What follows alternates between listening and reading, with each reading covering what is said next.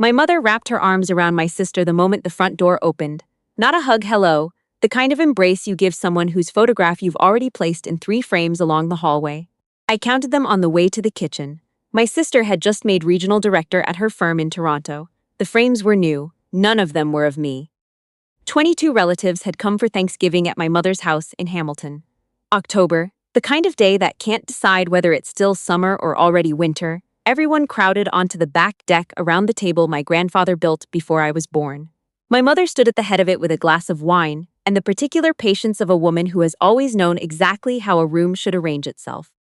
When someone asked what I did for work, she answered before I could speak. 37 years old, she said, voice carrying cleanly over the table. No husband, no children, jumps out of helicopters for strangers, or so she tells us. She paused just long enough. I suppose someone has to. 22 people laughed.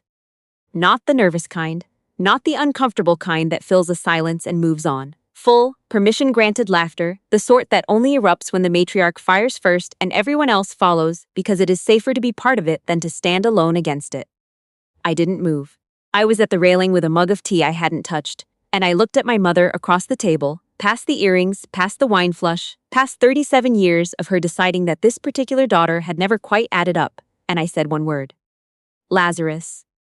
A folding chair scraped hard across the deck boards. In the far corner near the cooler, a man I knew only as my uncle's old colleague, mid-60s, retired, the kind of quiet that fills a room without announcing itself, had gone completely still. He was holding a can of Creamore and his hand had stopped halfway to his mouth. 3 full seconds, nothing. Then he set the can down on the railing, very carefully, the way you set something down when you are no longer certain your hands can hold it. His voice came out scraped raw. Dear God, that's Lazarus. He stood, crossed the deck without asking anyone's permission, without looking at my mother or at the 22 people who had just been laughing. He stopped in front of me and raised his hand to his forehead in a salute so clean and precise it looked like something that had been pressed into him 30 years ago and never fully left. The laughter stopped where it stood. But before I tell you what that man knew, and why a retired search and rescue technician who had walked through the worst weather Northern Ontario could produce was trembling at a Thanksgiving barbecue, hit that like and subscribe, because what happened next, no one in that yard saw coming. His name was Ray, 30 years with the Canadian Armed Forces, 435 Transport and Rescue Squadron out of Winnipeg. My uncle had met him on a fishing trip over a decade ago, and they'd stayed in touch the way men that age do. 2 phone calls a year, 1 visit a summer. Ray was at the table because my uncle had forgotten to mention he'd invited him, and my mother had been too composed to uninvite him. He hadn't known I'd be there. He reached into the inside pocket of his vest and pulled out an envelope, not old or yellowed, the kind you carry because you've been waiting for a reason to open it. Inside were printed copies of incident reports, filed under operational designators, names and units redacted so thoroughly would see only bureaucratic static. Ray had spent 2 years learning how to read what remained between the deletions. He spread the pages across the deck table without ceremony, over the plates, over the cranberry sauce my aunt drove in from Brantford. Every one of these, he said, is her. The silence that followed had a different quality than the laughter. It had weight. 22 people stood in my mother's backyard with the understanding that they had been laughing at something they did not understand, and the distance between grasping that and knowing what to do with it was wider than any of them had prepared for. I said nothing. I lifted my tea and set it back down on the ring it had already left on the railing. My eyes weren't on Ray, weren't on my mother. I was reading the deck by reflex, who was looking for the door, who was waiting for me to lose composure, who was glancing at my mother for instructions on how to react. My cousin had her phone in her hand but wasn't looking at it. My aunt had gone very still near the screen door. My mother recovered first. She always recovered first.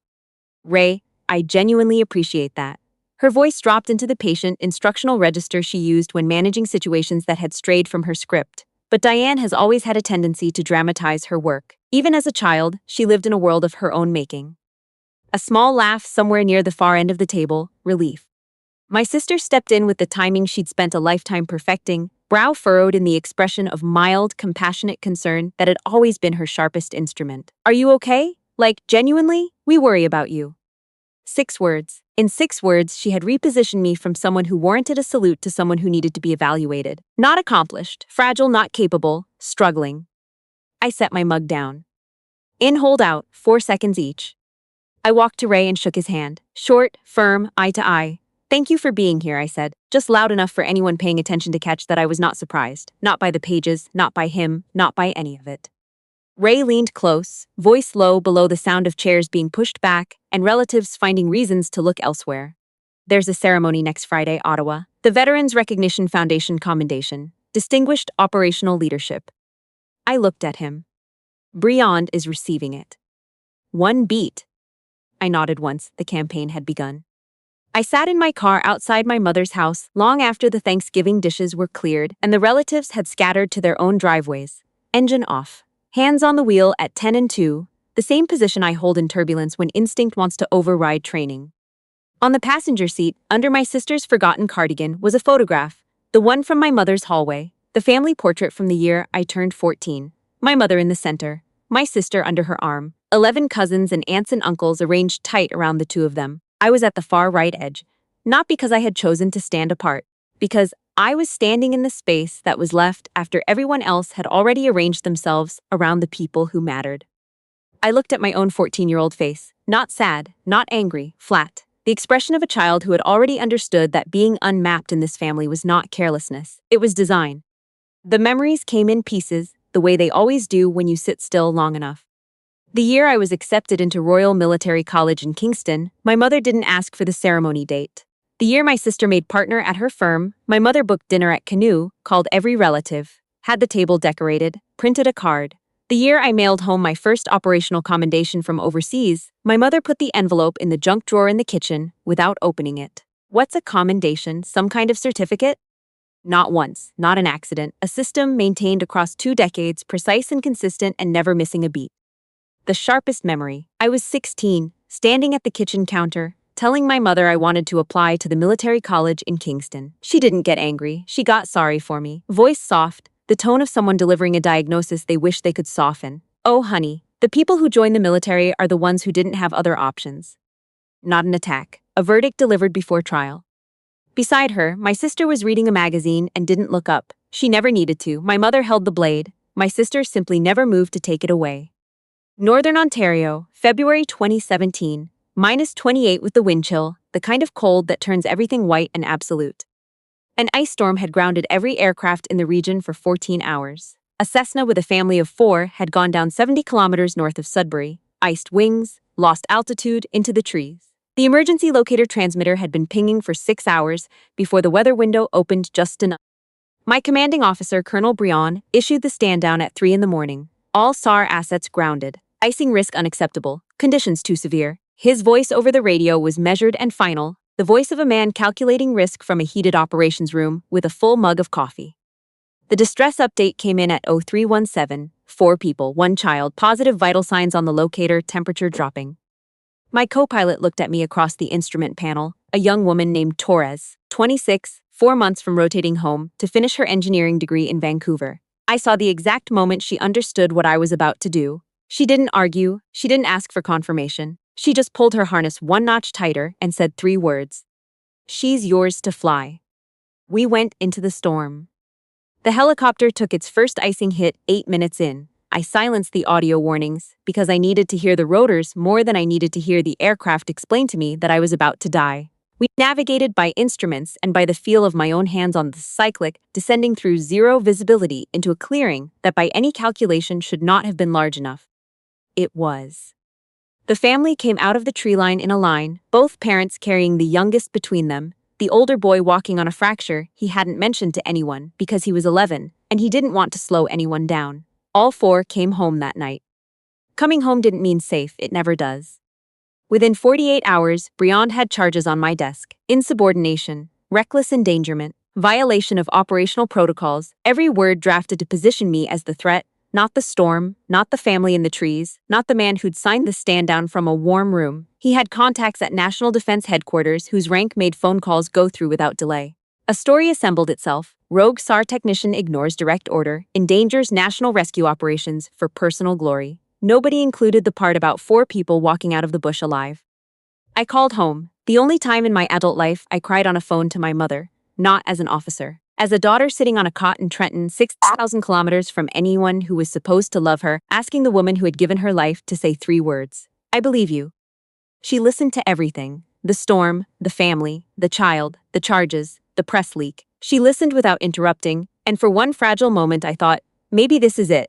Maybe this is the thing that finally cracks through. Maybe the sound of your child's voice breaking is the sound that overrides everything else.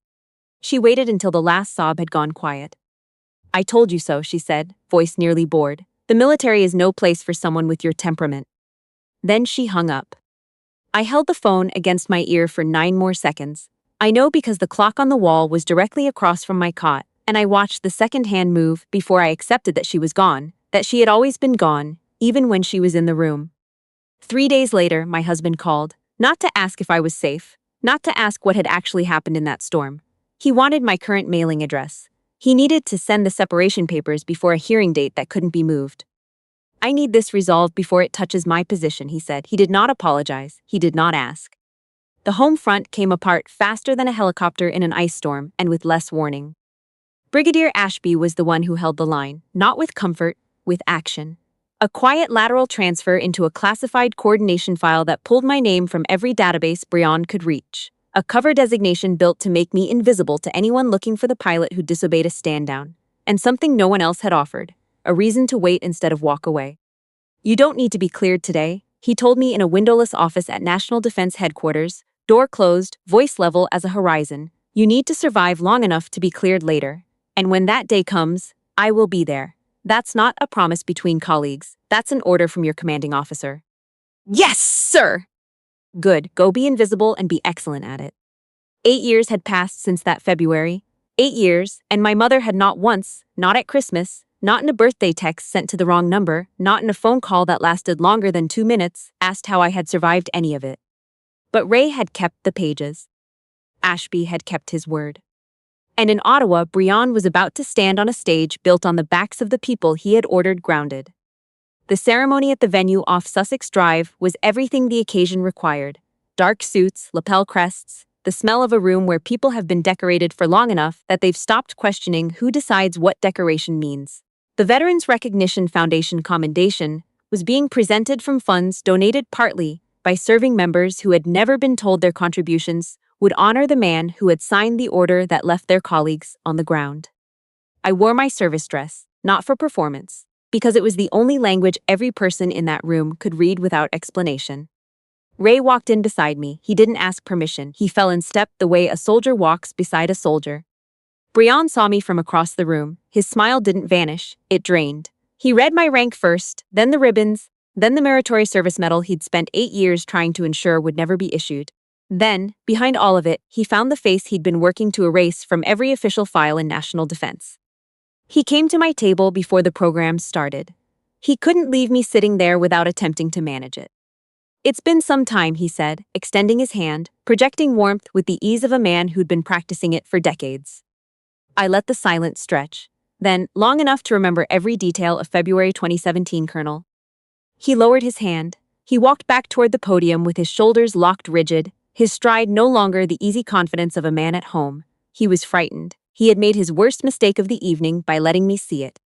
The program opened. The MC read the commendation: decisive leadership under pressure, unwavering commitment to those in his command, exemplary service, every word a small strike against everyone in that room who had actually gone into the cold.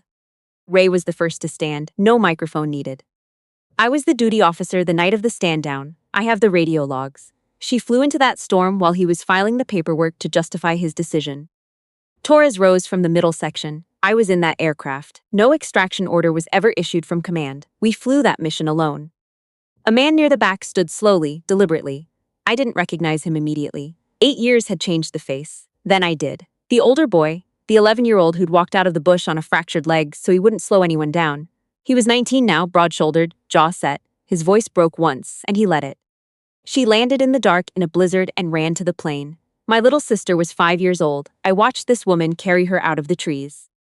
From the front row, Brigadier Ashby rose. No theater. The deliberate movement of a man who has waited a long time for a room to be precisely this quiet. The operational records from February 2017 were partially declassified last month, he said, voice reaching every wall without amplification, including the stand-down order, the post-incident file, and the internal review that was suppressed for 8 years. The historical record has been corrected. No path back, not for any of them. The young man who'd walked on a broken leg in -28 raised his hand to his forehead. Taurus followed, Ray, Ashby, and then, one row at a time, the room rose. No applause, only silence, standing all at once, the way a room stands when what has just been said is too large for anything else. I stood, heels together, hand raised. At the edge of my sight, near the side entrance, my mother was against the wall. She had followed me to Ottawa. She and my sister both, standing in the doorway of a room where the truth had just said everything I had spent 8 years not saying. My mother's hand was pressed over her mouth, her mascara was running. My sister stood behind her, phone hanging loose from her fingers, every practiced expression she owned stripped from her face. The verdict had been delivered, no one needed to say it aloud.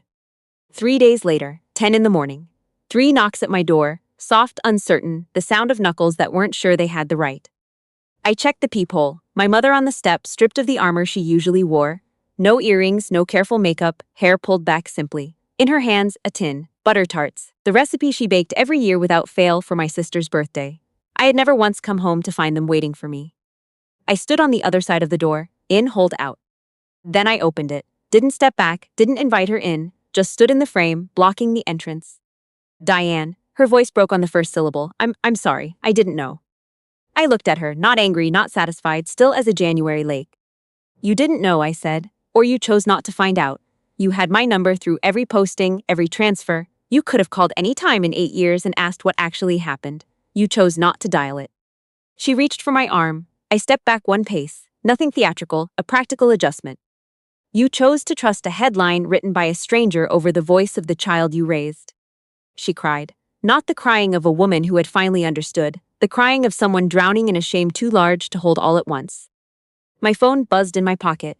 I didn't check it then. Later I'd see it was my sister, not an apology. The text that followed 3 minutes after the missed call, can you maybe try to be a little less harsh with her? She's really upset. Not 1 syllable of accountability, not 1 question about what I had lived through, just how can Diane be less inconvenient for the rest of us? That was the last answer I needed. Please go home, I said, not in anger, in the voice of someone who had arrived at this decision across 8 years of quiet hours, not in the heat of any single moment. And please don't come back. I closed the door, the deadbolt turned dry, clean, final, the smallest and most decisive sound in this entire story. Ray runs a group on Wednesday evenings in a church basement in Guelph. Plastic chairs in a circle, a coffee urn that's older than most of the people using it, a box of no-name cookies on a folding table. No rank, no protocol, just people with cracks in their armor sitting together because the alternative is cracking alone. I took the corner chair with my back to the wall.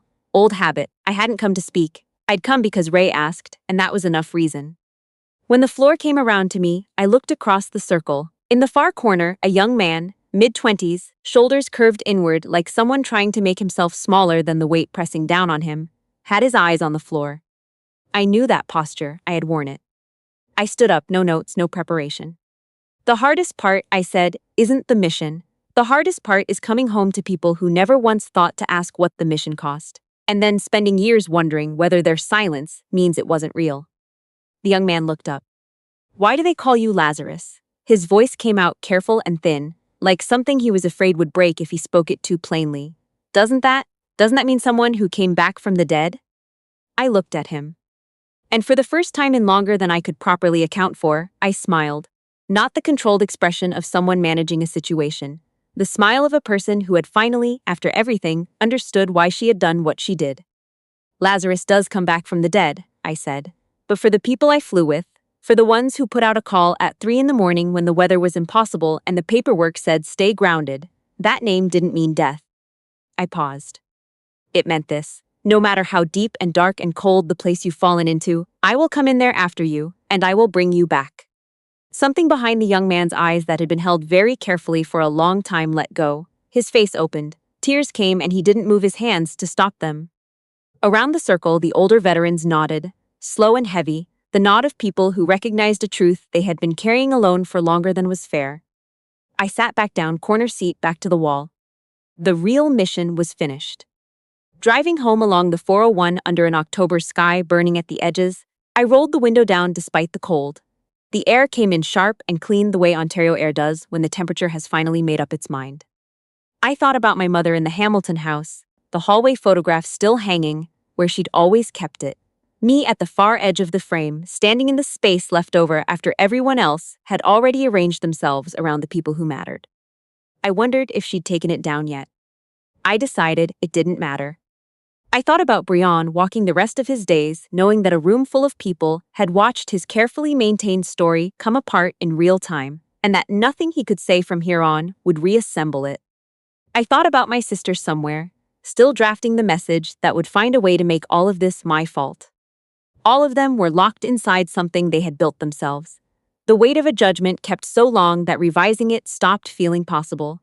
The shelter of authority dressed up as principle, the slow erosion of choosing appearances over truth until the truth grew tired of waiting and stepped into the light on its own terms. But not me. I had walked into the cold, every version of it, the ice storm, the charges, the phone call that ended without a goodbye, the silence of a mother who chose a stranger's headline over her own daughter's voice, the laughter of 22 people who shared my last name but had never once been curious about what I had given. And I had carried myself out. Not because someone came for me, because I chose every single day for 8 years to believe I was worth the walk back. The quiet in the car wasn't loneliness anymore. It was the silence that settles after the last frequency goes dark and the ground crew confirms all personnel accounted for, and you understand, sitting in the cockpit with the rotors winding down, that you are still here. The silence of someone who flew into the worst storm of her life and came out on the other side. Lazarus at last was home.